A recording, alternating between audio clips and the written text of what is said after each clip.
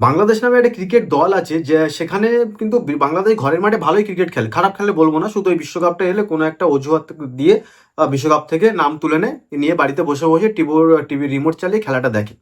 খেলা ভালো খেলে, ইন্টারন্যাশনাল টিম অনেকদিন ধরে খেলছে, কোনো উন্নতি নেই। তারপরে এসে আফগানিস্তান এসে অনেক উন্নতি করে ফেলেছে, সেটা পরের ব্যাপার। কিন্তু বাংলাদেশের কিন্তু একটা জিনিস মানতে হবে, বাংলাদেশের থেকে কিন্তু অনেক টিমকে শেখা দরকার। কারণ আইসিসির অনেকগুলো নিয়ম আছে যেখানে বাংলাদেশ ছাড়া অন্যান্য টিম কিন্তু জানে না।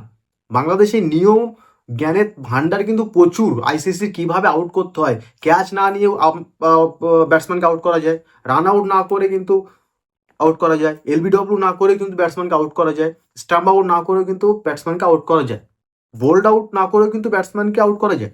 এইসব নিয়ম বাংলাদেশের কাছে শেখা দরকার। বড় বড় যারা টিম আছে যারা রুলস জানে না, বাংলাদেশের বাংলাদেশের ক্রিকেট টিমে একটা বড় ডায়েরি আছে, ওখানে আইসিসি সব রুল ওরা মুখস্থ করে রেখেছে। যেমন অ্যাঞ্জেলো ম্যাথিউসকে হেলমেট পরা দেরি নিয়ে আউট নিয়ে নিল, এবার আরও অনেক কিছু পড়া দেরি হলে এমনি বাংলাদেশ আউটই নিয়ে নেবে, যা দেখছি।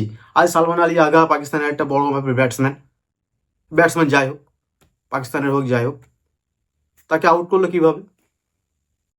মানে যখন দেখছি আমরা জিতবো না, আমরা কিছু করতে পারবো না, এমনি তো ঘরের মাঠে গোহারা হেরে বসে আছে পাকিস্তানের বি টিমটা না সি ডি টিমটার সাথে, আর ওদিকে ফুল টিম নিয়ে খেলছে, তারপর ঘরের মাঠে নিয়ে টাইগার, ঘরের মাঠে টাইগারও মানে মনে হচ্ছে এবার ধীরে ধীরে বিড়ালে পরিণত হচ্ছে। এই ক্রিকেট খেলাটা জেন্টালম্যান গেম জানতাম, কিন্তু বাংলাদেশ এটাকে কিন্তু অন্য কিছু বানিয়ে ছাড়বে, একটু দেখে